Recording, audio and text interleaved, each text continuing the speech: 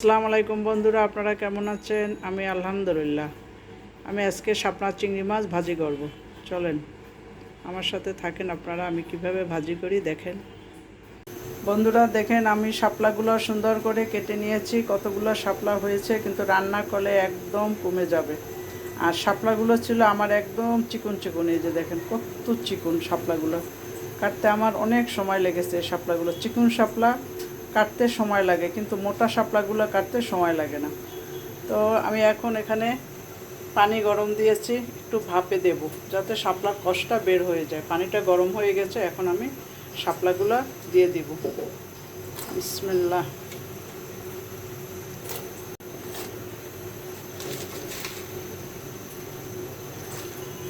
শাপলাগুলো আমি ভাপে দিলাম, গরম পানি ভাপে দিলাম। এখন উঠিয়ে পানিটা ঝরিয়ে ফেলবো।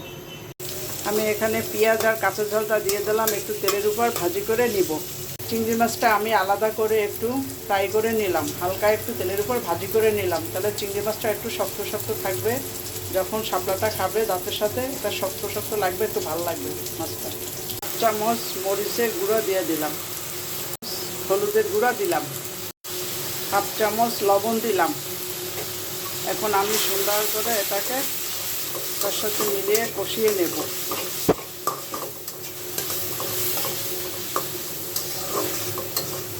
এখানে আমার রসুন বাটা আছে, একটু নারকেল পেস্ট করা আছে।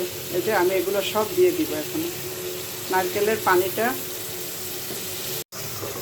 নারকেল পেস্ট করা দিয়ে দিলাম। শাপলার ভিতরে একটু নারকেল পেস্ট দিলে ভালো লাগবে। নারকেলটা সুন্দর করে আমি বেটে নিয়েছি, আমার সব কিছুই বাটা হয় বেশিরভাগ। বাটাটা খেতে একটু স্বাদ লাগে, যার জন্য শিলপাটা সব কিছু, আমার আপাটা না থাকলে আমি নিজেই কাজগুলো করি। লাইনটা আমি কম করি, যখন তাড়াহুড়া থাকে তখন করি। যখন তাড়াহুড়া থাকে না তখন আমি শিলপাটা আস্তে আস্তে করে বাটাবাটি করি। একটু স্বাদের জন্য আমি বাটাবাটিটাই করি। এখন এটাকে আমি সুন্দর করে কষাই নিব। এর ভিতর আমি এখন চিংড়ি মাছগুলো দিয়ে দিব।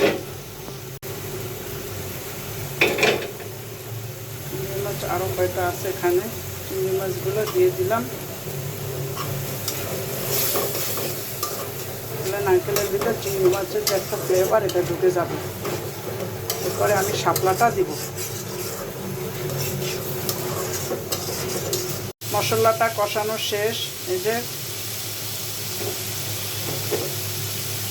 মশলাটা কষানো শেষ হয়ে গেছে, এই যে তেল জেগে গেছে। এখন আমি শাপলাটা দিয়ে দিব। শাপলায় কোনো পানি দিতে হবে না,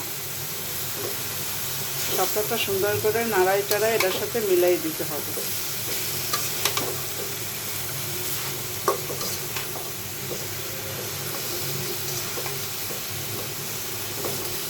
শাপলা থেকে কেমন করে পানি বের হচ্ছে দেখছেন। এখন আমি ঢেকে দিলাম কিছু সময়ের জন্য, তারপর ঢাকনাটা উঠেই ফেলতে হবে।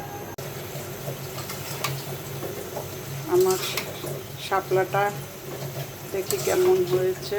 পানি আছে এখনও, এত পানি বের হয়েছে। সিদ্ধ হয়েছে কিনা একটু দেখতে হবে হাত দিয়ে। শাপলাটা হয়ে গেছে, আর 2টা মিনিট থাকুক, পানিটা একটু টানুক। আমি কাঁচা ঝাল দিয়েছি।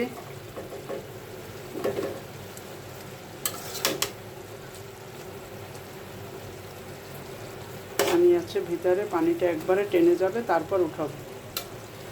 চুলার আঁচটা আরেকটু বাড়াই দিই। হয়ে গেছে আমার শাপলাটা, এখন উঠাবো আমি। দেখেন কত সুন্দর হয়েছে। একটু ভিজা ভিজা না থাকলে তো ভালো লাগবে না। বন্ধুরা দেখেন কত সুন্দর হয়েছে। শাপলা চিংড়ি মাছ রান্না করা শেষ হয়ে গেল। দেখেন কালারটা কত সুন্দর হয়েছে। আপনারা বাসায় এভাবে রান্না করে খাবেন। সবাই লাইক করবেন, কমেন্ট করবেন, সাবস্ক্রাইব করবেন। যারা আমার ভিডিওগুলো দেখেন সব সময়, তাদেরকে আমার ভালোবাসা রইল। তাদের জন্য, নতুন যারা দেখবেন তাদের জন্য ভালোবাসা রইল। সবাই ভালো থাকেন। খোদা হাফেজ।